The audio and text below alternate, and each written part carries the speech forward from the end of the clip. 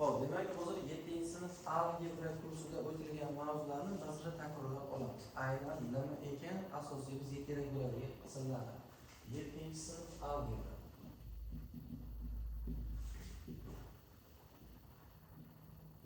Aynan qaysi asosiy qismlar bor 7-sinf algebrada? Birinchi o'rganganlaringiz nima bo'ldi? Harfiy va sonli ifoda. Buni birlashtirdingizda umumiy holatda nima deb aytdingizlar? Algebraik ifoda. Demak, algebraik ifoda deganda nima tushunishimiz kerak ekan? Sonli ifoda bilan harfiy ifoda. O'z-o'zidan kelib chiqadi. Sonli ifoda bilan sonlar, amallar, qavslar va teng. Sonlar, amallar, qavslar yo'q teng. If ishtirok etgan bo'lsa, bu qanaqa ifoda bo'ladi? Sonli ifoda bo'ladi. Agar bittagina shunday harf qo'shilsa, bu harfiy ifoda. Sonli ifoda bilan harfiy ifodaning yagona farqi, sonli ifodada aniq natija bor, harfiy ifodada esa aniq natija yo'q. Qachon aniq natija bo'ladi? Qachon bizga shart bersa. Demak, sonli va harfiy ifoda algebraik ifoda umumiy ichiga ketdi. Undan keyingi ko'rgan mavzumiz sizlar bilan 7-sinf algebrada formulalar. Aynan formulalardan boshladik. Qaysi formulalarni ko'rgan edik sizlar? Xo'sh, to'g'ri burchak perimetri yuzini ko'rdingizlar. A plus b kara 2 a kara b ni kvadratni perimetri yuzini ko'rdingizlar. 4a kara a kvadrat yana nimani ko'rdingizlar? Masofani topish formulasini ko'rdingizlar. Vaqtni topish uchun masofani bo'lishingiz kerak. Tezlikni topish uchun masofani nimaga bo'lishingiz kerak bo'ladi? Vaqtga bo'lishingiz kerak bo'ladi. Undan keyin o'rgandingizda to'g'ri burchakli parallel hamda kub. To'g'ri burchakli parallel va kubda qaysi formulalar bor edi? Kichikroq qilib yozib qo'yaman. To'g'ri burchakli parallel deb tasavvur qilsak shuni. Nimalar bor? Qiralar yig'indisi, to'lasirda va hajmi. Qiralar yig'indisi to'g'ri formulasi qanday edi? A plus b plus c. To'lasirda 2 kara a b plus b c plus a c. Hajmi a kara b kara c. Va bu yana nima? A n d bo'yi, c esa nimasi? Balandligi va bundan tashqari yana kubni o'rgandingizlar. Kub nima edi? Barcha qiralar teng bo'lgan parallelga nima deyiladi? Kub deyiladi. Hammasi d ga teng deb olsak. Unda qiralar yig'indisi bor. Nimaga? 12 d. To'lasirda 6 d kvadrat hajmi ya'ni kubi bo'ladi. Bu kub uchun va bu parallel uchun. Yana o'rgandingizda sizlar nimani? Aylana va doira. Aylana va doira. Aylana bilan doiraning yagona farqi, ya'ni ta'rif bilan keladigan bo'lsak, aylana bilan tekislikda berilgan nuqtadan bir xil uzoqlikda yotgan nuqtalarni ketma-ketlashtirishdan hosil bo'lgan geometrik shakl aylana deyiladi. Berilgan nuqta aylananing markazi. Aylana markazidan aylana chekkaga bo'lgan masofa radius. Aylana markazidan o'tib uning chekka qismida tashuvchi kesik esa diametr, aylananing ikki kesik esa vata. Doira nima? Doira tekislikning aylana bilan chegaralangan qismiga doira deyiladi. Ya'ni tekislikda aylanani chizib, uni kesib olsak doiraga aylanadi. Demak, doirada nima bor? Aylanada nima bor? Doirada yuza bor. Ani tekislikdan kesib olgan qismimiz bor. Aylanada esa uzunlik bor. Aylana uzunligini qanday tushunishimiz mumkin? Uni ixtiyoriyki joydan kessam, u tayin uzunlikdagi kesmaga aylanadi. Bu yerda kesma uzunligini topishimiz mumkin. Kesma uzunligi, aylana uzunligi nima deymiz? 2pi r. Xo'sh, bu yerda d bor, bizda 2r. Pi nimaga teng edi? Pi taqriban 3/100 ga teng bo'lar edi. Xo'p, doirada nima bor? Doirada ham radius bor. Doirada nima bor? Diametr bor, lekin doirada vata yo'q. Doira diametri ham nimaga teng? 2ta radiusga va doirada uzunlik yo'q. Doiraning nimasi bor? Yuzasiga. Pi r kvadratdan hisoblaymiz. Ana endi bitta farqli tarafini tushuntiramiz. Deylik. Bizga doira berilgan.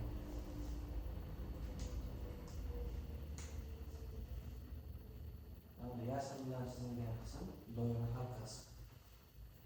Doira halqasida uzunlik bor. Ya'ni buni chaladigan doirani hamma ko'rganda, chaladigan doiraning chetidan bunday yog'och qism bo'ladi. O'sha yog'ochning uzunligi degan. Tushundingizmi? Ba'zida so'z o'yini jihatdan matematik masalalarda doira uzunligini top deydi. Doirada to'g'ridan-to'g'ri uzunligi yo'q. Doira nimasini uzunligi bor? Halqasini uzunligi bor. Ya'ni doiraning chetida o'tgan qismning uzunligi. Buni qanday ko'rishimiz mumkin? Masalan, tarozni kesdingizda ko'zloq qismi bor, yashil qismi va qizil qism. Yashil qismi tushunishlaringiz uchun doiraning nimasi? Halqasi. Qizil qismi esa doiraning yuzasi bo'ladi. Bu o'rgangan formulamiz. Yana bor edi, massivlarning formulasi bor, eslaringizda bo'lsa, modulning formulasi bor. Undan keyin o'rgandik hop. Erkinga qaytdik. Undan keyin o'rganganimiz sizlar bilan nima bo'ldi? Qisqa ko'paytirish formulalarimi? Yo'q, undan oldin natural ko'rsatkichli daraja va uning xossalarini o'rgandik. Demak, natural ko'rsatkichli daraja.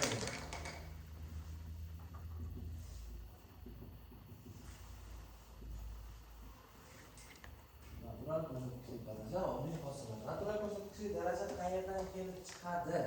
O'zi ko'paytirish amali bilan bo'lish amalining bog'liqligi qanday ifodalanadi desa, bir sonni bir necha marta qo'shsak, uni sonday bo'lishi yozishimiz uchun necha marta qo'shyapmiz?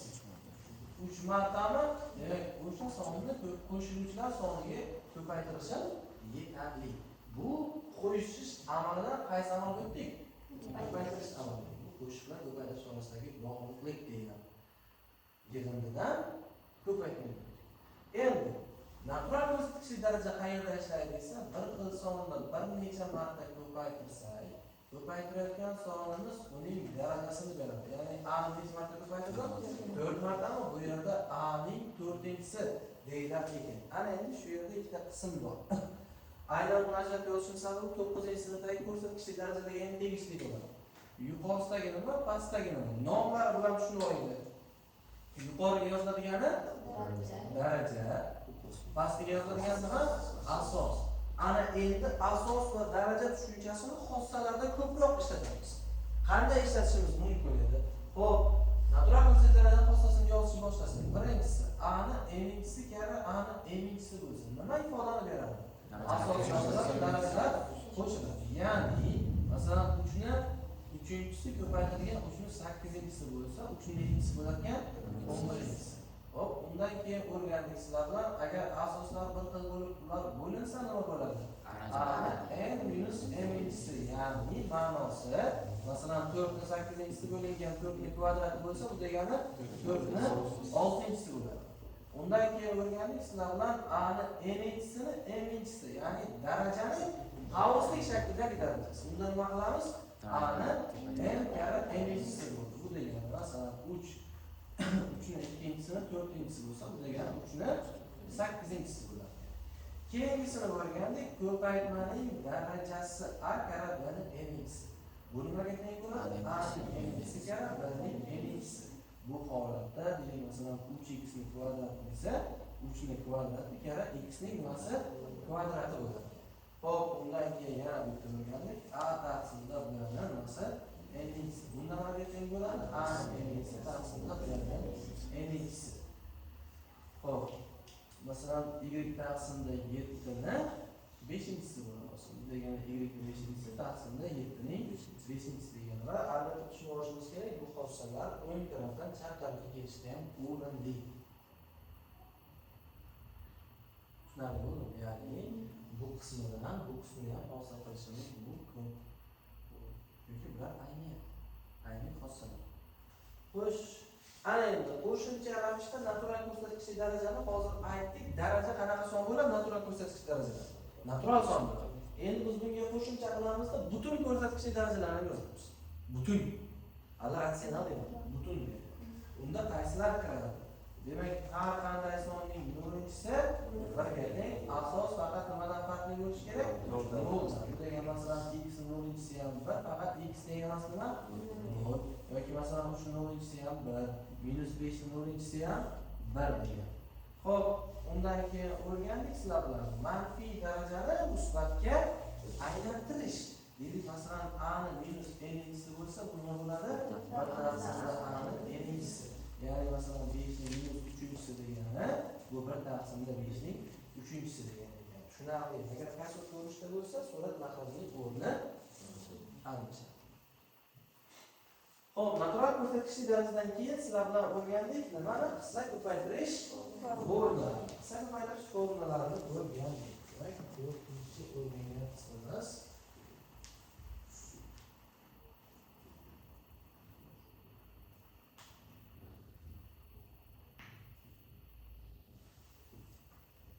qisqa ko'paytirish formulasi. Birinchi o'rganganimiz qaysi? A plus B A plus B ning kvadrati nimaga teng edi? A kvadrat plus 2AB plus B kvadrat. Buni bilamiz. Keyingisi qaysi? A plus B ning kvadrati. Bu nimaga teng? A kvadrat plus 2AB plus B kvadrat. Bundan keyingisi A kvadrat plus B kvadrat. A kvadrat minus B kvadrat. A kvadrat minus B kvadrat nima bo'ladi? A minus B kare A plus B. Hop, bundan keyin o'rgandik. A plus B ni kubi. Nimaga teng bo'ladi? A kub plus 3A kvadrat B plus 3AB kvadrat plus B ning kubi. Hop, bundan keyin o'rgandik. A minus B ning kubini. Bu nimaga teng? A minus 3A kvadrat B plus 3AB kvadrat minus B ning kubi. Hop, yana qoldi bizda A kub plus B kub. A minus B A kvadrat minus AB plus B kvadrat. Hop, bundan keyin o'rgandik. A kub minus B kub. Nimaga teng bo'ladi? A minus B kare A kvadrat plus AB plus B kvadrat. Demak, plyusligi bo'lganda ikkinchi qavsimiz minus, minusligi bo'lganda ikkinchi qavsimiz minus. Undan keyin bular yetti asosiy formuladan keyin biz 8-sini qo'shdik. Qaysi edi? A plus B plus C ning kvadrati. Bu nimaga teng bo'ladi? A kvadrat plus B kvadrat plus C kvadrat plus 2 kare AB BC va AC ga teng bo'ladi. Undan keyin sizlarga o'rgandik. Xo'p, ixtiyoriy darajani osib chiqish qoidasi, ya'ni koeffitsiyentlarni topish. Nima edi? Binom burchak. Ya'ni u qanday ifodalanadi? 1 yozardik, 1, 2, 1 yozardik. Undan keyin 1 qo'shamiz, o'rtasiga yozamiz. 3, 1, 4, 6, 4, 5, 10, 15.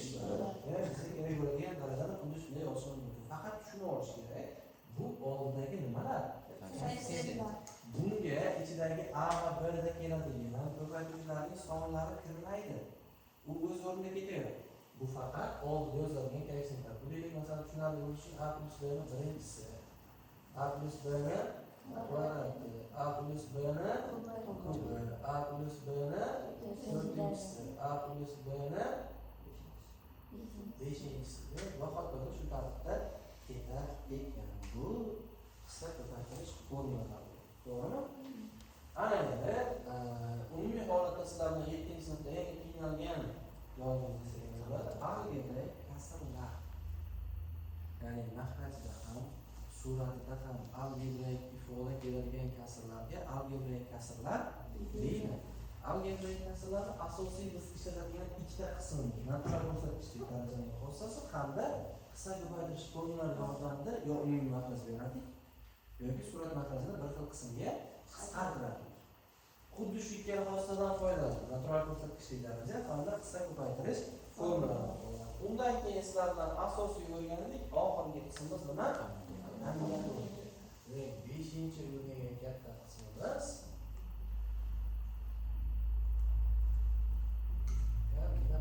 kombinatoriya. Uchtasini o'rgandik. Qaysilar? Birinchisi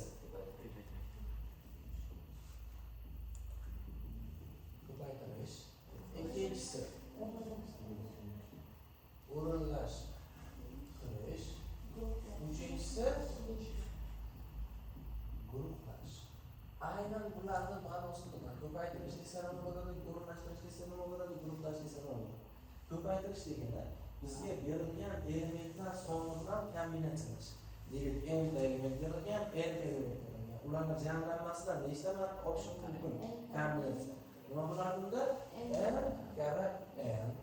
O'rinlashtirish nima degani? Bizda deylik, masalan, kitob javoni bor. Kitob javoniga 7 ta kitobni joylashtirishim kerak.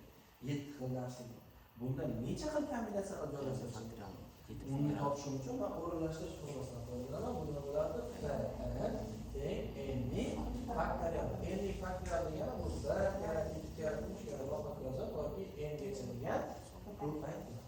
Endi guruhlash aynan biz qayerda ishlatamiz desa, masalan, futbol jamoalar o'rtasida bo'ladigan uchrashuvlarda nechta o'yin bo'lishini topishimiz uchun yoki sinfda bo'ladigan o'quvchilar o'rtasida sinfda o'quv yordamchisini tayinlash.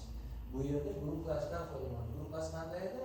S, N, ya'ni n ta umumiy sondan n tani tanlash. Nima bo'lardi bu? N faktorial taqsimlar n faktorial karra n minus n faktorial. Va yana bitta qo'shimcha o'rganishlar saralashtirish. Nima edi? Saralashlar deb qo'shdik. Unda nima bo'lardi? n to'g'ridan bo'lsa n karra n minus va taqsim 2. Nimaga desa, n to'g'ridan bo'lsa har bir odam o'zidan boshqa odamlardan so'rashadi. Shuning uchun n minus 2 odamdan so'rashadi. n karra n minus 1 taqsim 2 deganimiz esa ikkita odamdan so'rashgani bir marta hisoblanishi uchun bo'ladi. Yana 7-sinf algebradagi asosiy qismlarimiz o'rgangan mavzuimiz mana shu 5 ta mavzuni ustida ekan.